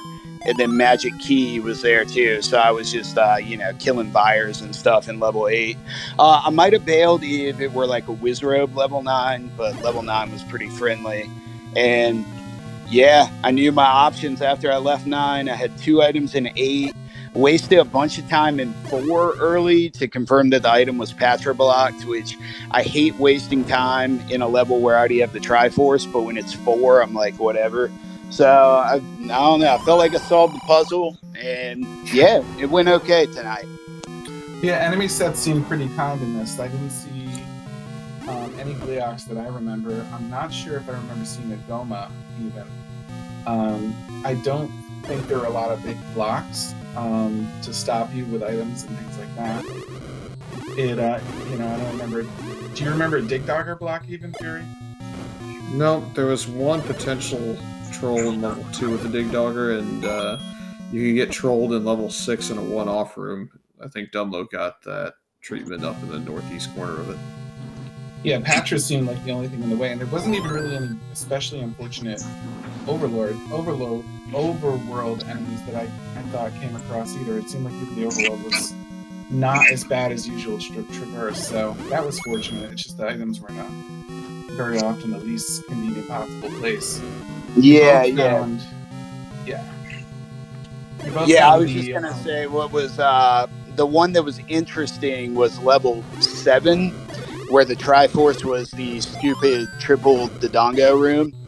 And I think I was a little fortunate that I already had a bomb upgrade and a white sword upgrade because I didn't bail on the room. Because my other option was to go back up top. There was like a segment blocked by, I think it was Zelda's room it was blocked by, or something. I couldn't bomb to part of the Southwest. So there was either a transport that was triple Dodongo or a Triforce, the room I cleared that had the Triforce. So I was like, well, crap, if this one's wrong, I'm going to spend 12 bombs. But I didn't want to go back up to the top and then be wrong and then waste a bunch of time. So that was kind of funny. I probably made the mathematically wrong play in some ways, because like the transport would have unlocked like 4 rooms, but I didn't want to get the ultimate Dodongo troll. So that was the only thing that was a little troll funny haha, was I had to guess which triple Dodongo was the correct one, and I can't believe the game gave me the right one. But yeah, other than that, it was pretty straightforward. Now, Fury and I had seen you in that room, and we happen to know from Liquid Husband finding the compass there that was the correct room. So I was biting my knuckle, hoping you would ended up figuring it out, and then you kind of like went in the neighboring rooms a couple times, then you went back and took it right before, like right when it was the choice to either do that or up A. So I was happy to see you make the correct choice on that one. Yeah, that was funny. I'm guessing, I'm looking at my map now, either I marked something wrong or the compass room had a Pole's voice in it, and maybe I didn't try to like despawn the Pole's voice or whatever. But because I had marked one as being like Pole's voice was the primary enemy. So it's a good thing that wasn't a stinking Triforce. That would have sucked to get that wrong. So at least I marked the compass, not the Triforce. Yeah, the compass, if you remember where the Pole's voice primary enemy, or the shutter door Pole's voice room was, there was a room to the right of that, and that was where the compass was. You could go to the right off start and then go down to it. And that was the one room where the compass was, and that's where Liquid Husband found it. The transport staircase was beyond that Pole's voice, so you could not get trolled unless you had the bow or the wand to go through there. Oh, so okay, so it would have been because there was a triple Dodongo in the northwest that was a possible staircase, so that would have been mega lame if I would have gone all the way back up there and it wasn't even the transport. So yeah, like I said, I guessed right a couple times tonight apparently. Yeah, the triple Dodongo was just a bust. Liquid Husband cleared that early and then bailed because he had 1 or 2 bombs. I think he had 1 bomb left, and he was not interested in even trying to bomb the Alchemist or farm bombs to come back in there, so he just said, I'm out, and didn't get his book for a while, which I don't know that it really hurt him that much. He got the book eventually, as that's the only way through, is if you go past that Pole's voice room again, the other side of it, you couldn't bomb left because of the right-hand staircase of the book, and you couldn't bomb down because of the bomb upgrade, so you were stuck there. Yeah, that, I don't know, yeah, like you were saying, I think the book, well, obviously the book always helps in 9, you know, like that's the big one, but everything else, 8, I think the map might have even been friendly in 8 if I would have got it. But yeah, not too much going on there. Level 1, I was kind of worried level 1 would have burned me. I hate going to 9 with an item left behind in 1, but before Magic Key, I really didn't want to give away a bomb or keys, so I just didn't pay that mugger. So that worked out fine too. So there were potential trolls, but the game decided to not hate me too much tonight for once. Yeah, I was kind of beating you up a little bit on the commentary side on that, because I thought for a second that when you went in there to the mugger room that you saved, I was like, oh great, he's going to go back. Now that he's saved, he's going to check in if the item's not worth anything to him, he's just going to retry back out of it. But then you ran off a different direction and went into 9 first. I'm like, oh boy, this is a choice and a half. I think I'm trying to think when I bailed on the mugger room twice. One time I went over to level 4. The other time, yeah, you're right. I think I had saved, right, and my save retry brain's usually pretty good, but I had visions of Shaddy dancing in my head, as hilarious a sentence as that is, where last week when I rewatched that thing, I was like, oh my God, I was sitting there and just every other level except 9 while he just got the 2 things he needed and beat me. And I was like, you know what? We're not going out like that. So we didn't go out like that, and it worked this time. But it doesn't always work. Yeah, well, Shaddy's relying on his luck strat to pay big for him. It's not something that I ever get to go my way, so if it happens, it just happens for me. But yeah, I don't know. Yeah. It's a weird one. It's a tough call to make. I thought for sure you were going to go back to 1 before 9 at least, and I figured 6 or 8 were reasonable enough to just bail and say we'll do this later. So I didn't see a problem with those at all. Yeah, it was a weird dynamic knowing that 4 was blocked by the wand too. Like, had I found the wand in 9 first, I would have known right which room to go to. I actually feel like that was some of my best bomb counting swordless stuff was in level 4, the rooms that weren't the staircase, clearing those dark nuts. I was like, hey, nice job. I didn't get hit by the Pathering, kept my count. And then the game said, nah, we don't care. We're not giving you anything in this dungeon.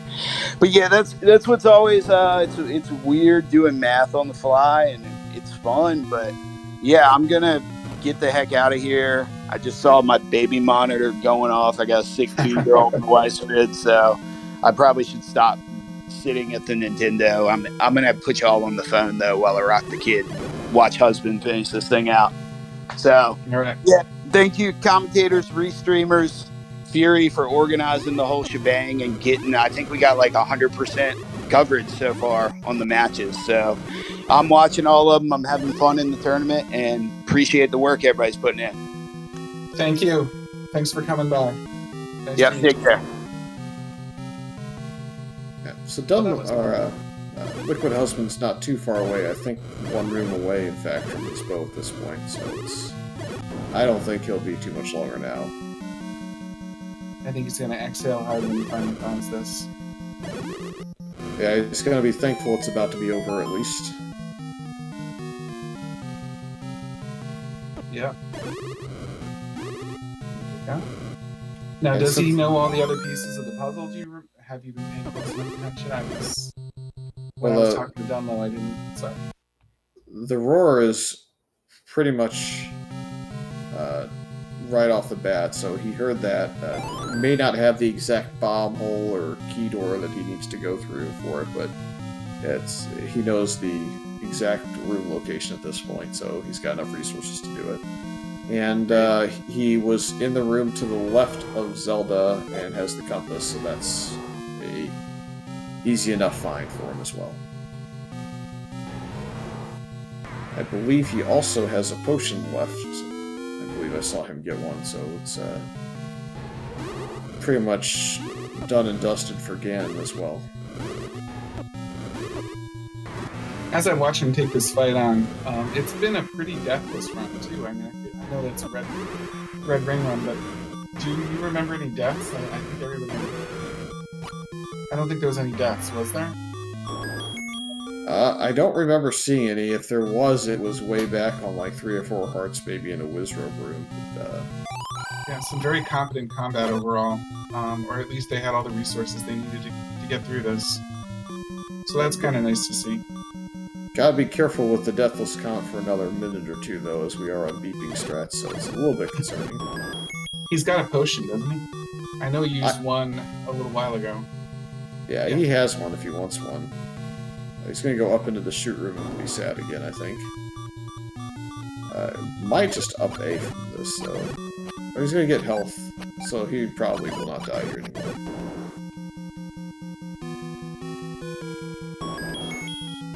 Just have to remember that pesky route back. I think this is the staircase to the one-off room that goes nowhere.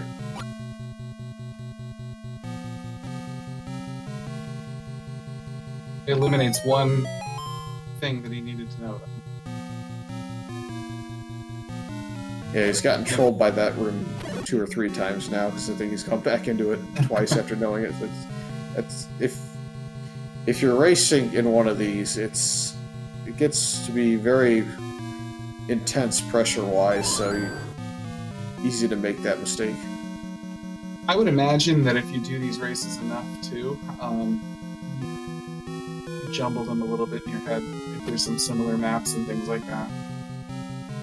Yeah, Is that accurate, or do you find that you can clear the slate pretty easily? I mean, if you're racing back-to-back, it can get a little bit silly, but I don't think... When you're just playing the one-off, it's not too bad. So, I don't think Liquid Husband played a seat before this. I think he just practiced for a couple minutes, and then he's good to go with that. What we need now. Taking revenge on the Tektites. Yeah, Oh, can please fire don't away go through all 70 arrows. No, you won't. So 1:34:08 is his official time on the race time side.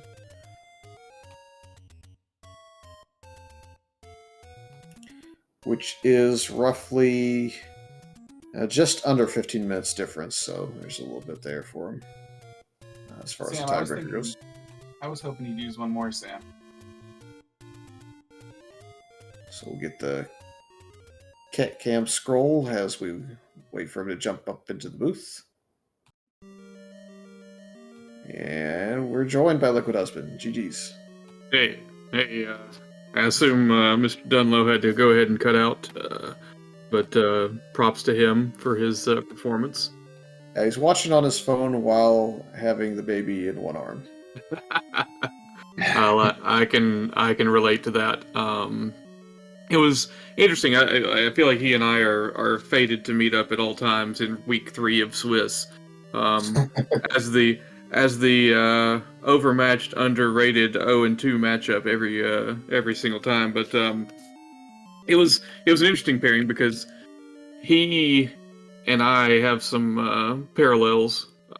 He and I are both people who I think of ourselves as, well, we have a little bit of advantage against other people when doing swordless because we have, we're not as afraid of it as the average person is, but unfortunately that advantage for me goes away when the other person is the exact same way and just happens to be better at swordless than me. So, again, yeah. Props to him. I'm just glad that my gamble of course, the one time I don't gamble for the item in level 9, that's where it is.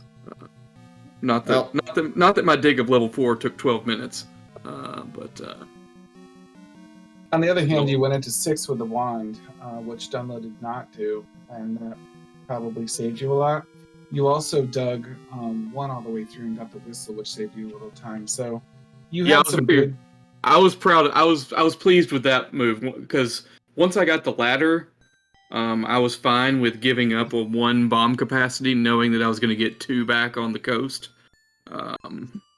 So I was like, oh well, I'll throw this bomb away to see if there's another good item on the other side. And like you said, that's where the recorder was. That was. Yeah. When you finally did dig 9 and you found the magic key, I felt like.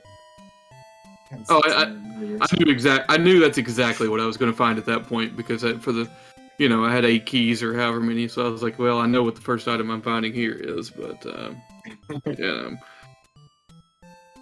I felt your heart sink a little bit when you found that half the items you needed were out of play, and it was almost completely useless at that point. Yeah. I'm just really glad the bow wasn't an 8 because I didn't feel like dealing with that entry room in level 8 yet again. So. You don't like using up all your bombs? I really don't. I am resource stingy to a fault. And, it can get me in trouble sometimes, but I would rather, especially knowing that, there's going to be a bunch of triple Dodongo rooms where I forget how to lay bombs on the floor. I need to conserve those as much as I can. I'll say this. Dunlo had some. Go ahead. I'll say this. I think when you watch it back, the one place that I would say Dunlo had you a little bit was bomb forcing, and it kind of saved him for some situations in some certain rooms, especially in that 4 with the blue dark nuts. He kept forcing off of the old man behind the Patra that was blocking the item in the end, and then going all the way back down, bombing twice, getting a bomb drop off the blue dark nuts, and continuing as he got low. I think overall probably forced 6 or 7 bombs in the seed. And it just made his seed go a little bit smoother so that he had the time to go into 8 and see the boomerang and the rafts. And he didn't get to see the magic boomerang, unfortunately, as we would all love to see it. But I did see it, but if I had realized, I guess I should have known that you were involved, Fury. Maybe I should have picked it up. But in solidarity, for those of us who prefer the one true nanner, but I'm in these. I tend to laser focus on watching my global versus worrying about the consecutives because I know things are going to hit me. And I'm not saying it's a valid strategy, but it's the one that I employ. Very kind of soul read me there. I was going to say something like what you just said, but less finesse. On top of that, Dunlo did have an nice pausing strats and a little bit of luck with the darkness. Or it wouldn't have gone quite as smoothly as it did for him, but it was a sight to see the way he was handling it. Yeah, no, he has really put a lot of work in, like, vanilla swordless. So, like, I think he may have even done, like, reverse dungeon order swordless, which is a ridiculous category to even think about. The dude's a competitor, and I feel no shame in losing. I always want to play my best, and if I did or didn't, that's on me. But my opponent, I'm sure, given some of the difficulties that this one presented and some of the difficulties he's expressed to me, I think he had said he hadn't seen a wand before 50 minutes yet with this flag set, which, I mean, it certainly was north of an hour for me, but I don't know what it was like for him, but... 7 or 8 minutes later. So I had the wand first? Oh yeah, he had the bow before you. You had the wand before him. Oh, so he was digging 9 for without bow or wand. Yeah, he was going for the information and the Shaddy gamble, since I think he was Shaddy's opponent when Shaddy got both the bow and the wand, so he was having flashbacks. I have done the double item gamble for level 9 before. It's yet to work out the way I think it would, but man, that's a gutsy play. He also had the item, the recorder, in 1 outstanding as well. So I didn't give him too much flack for the gamble overall, as far as not going back to 8, but not going to 1 to see what that item was, he got a little bit. He left, I would say, if he left an item outstanding in level 1 while he was still looking for 2 crucial game-winning items, I can only imagine what fury hath wrought upon him. But hey, I liked having the recorder. Especially with these flag sets where you start with 3 Triforces, if I just remember how to use it, that'll help me. It helps me track down some things I might be looking for late in the seed. Didn't work out that way this time because I just never found level 3 or level 6 early enough, so I kept going back into like 2 and 7, or 2 and 8 and 4, 2 and 4 mostly, trying to find some sort of game opening item, but it wasn't that. I just needed to go dig out level 6 and such up on Death Mountain, so that was the play that needed to be made. Yeah, I don't find fault in your logic after finding the wand, though. You went to 7, which you needed to find the Triforce, and you could happen upon the item along the way. And then going back to 4 with the wand makes enough sense because it's down to 1 or 2 rooms, and it's down to specifically the Patra if you know that the heart container's not been found in there yet.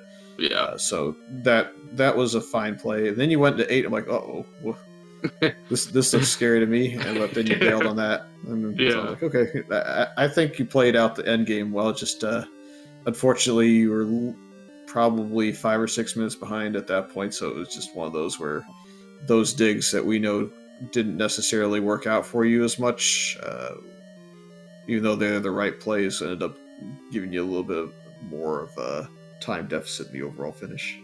That's all right.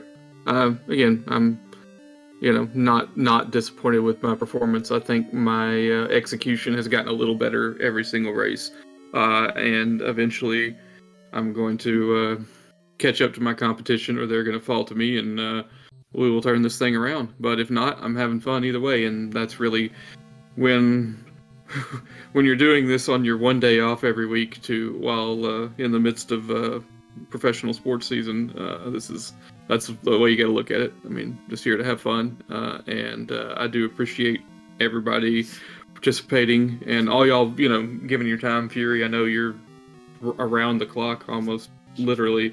I wish I could give more, because I know it's a bad look to be a sandbag in the community like this, but I really do appreciate everybody. giving of their time. No matter how snarky or salty I can be sometimes, I do appreciate it. Yep.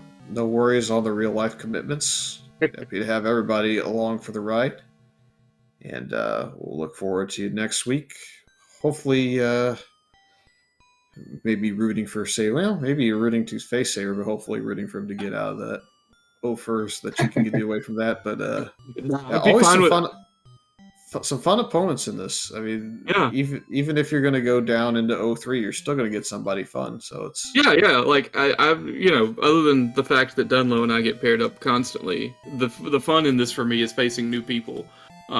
Week 1 going up against Redbird, who has been a good friend and confidant within the community for me for 5 years probably now, and we've never raced against each other. That was great. Second round, Dick Shake, who I have immense respect for creating an incredible randomizer for an absolutely terrible game. And so I say, don't remind him of that. Low, I kind of see as a parallel to me, but like Saber, I've never racing Saber, that'd be wild. I mean, I don't want to root against him because he's such a nice guy, but sure, bring it on in week 4. I can always wait till week 5 to get my win. It'll be all right. Yeah, I'm the same way. That's why I keep begging for like Psytown or Third Wolf. Just give me someone that is like truly hard, like the top of the top runners, because I love the challenge. And I'll certainly enjoy my race this week with Ivasak, but I live for kind of those big matches against people that are better than me, so I can kind of try and chase them down. Yeah, and Sak has been on fire in this tournament so far. I kind of, we kind of had the same trepidations about joining, and he has somehow, he's turned that into some sort of motivation or fuel or fire or that which he desires or something like that, because he's been fantastic so far. Props to him for that West Coast bias that the randomizer has. What were you just quoting there? Fuel and fire, that what he desires. I think it's a Metallica song, but don't quote me on that. It got Johnny Cash out vibes from me. I was curious. That's probably because of my voice and the location from the country from which I come from. Yep, at least you're there and you're not northeast of where I'm at. I'm well and truly happy to have even a Predators fan in here as opposed to some other situation. I'm just waiting for my entire roster here in Nashville with the Sounds to get traded for Juan Soto. That's my file names here. Working for the Brewers AAA team, but yeah, you guys, again, I do appreciate it. This is my one night a week to see my wife, so I'm gonna go do that now. But I appreciate all of y'all's hard work, and we're getting near the top of the hour, so it seems like as good a time as any for me to duck on out of here, guys. Thank you. No problem. Great meeting you, Lincoln. Yep, Dark Falls also had to run. He got niece percented, so it's all fun and games all over the place. So shout-outs to Dark Falls, the tracker, for being there. Yeah, I got mine on the front end. I was delayed getting into the race room because my daughter requested a song, so... yeah. And double Deathless Seed for the runners. The Red Ring, well, obviously, being great, but... 4 seconds in, you get... I've got 12 hearts, And yeah, but still, Wiz Robes and other things can get you. So. We've both played this game enough to not die when you have when you start with 12 hearts. But yeah. again, I'll leave for real this time. Thank you guys. Thank you. Great game. Yeah. So real quickly here, we have a full slate of games again tomorrow. Almost got even the commentary and tracking teams ready to go on those. So SpeedGaming is going to have the 6 o'clock, the 9 o'clock, and the 1 a.m. shift. Alsoa Roost Slugs at 6, Sis Crusher and J Smash at 9, Zarnax 42 and J Coper at 1 a.m. Eastern Time. And then on SpeedGaming 4, we'll have Shaddy and Sigil at 10 o'clock. So those are the 4 games tomorrow. Once again, going to go ahead and say if you're interested in joining the community, whether it be as a racer, as a commentator, or a tracker. We always welcome anybody who wants to come into the community and take part in any of those roles. We have a Discord set up, so if you jump on into the Discord for Zelda 1 Randomizer at any point in time and feel like you want to get involved, feel free to come on in and ping one of us or locate one of the commentary threads or tracking threads and say, hey, I'd love to get involved. But I enjoy having new racers, new comms, new trackers, anything, so feel free to jump on into it.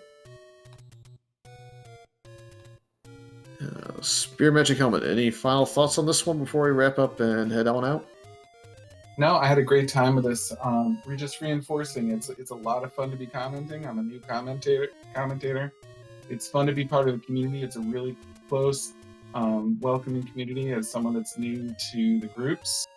So I would encourage anybody as well to jump right in if you feel so inclined. Well, with that, we'll let everybody get out of here for the night. We'll see you tomorrow with some more Zelda 1 randomizer action in this week 3 of All Boards, No Swords. Thanks a lot.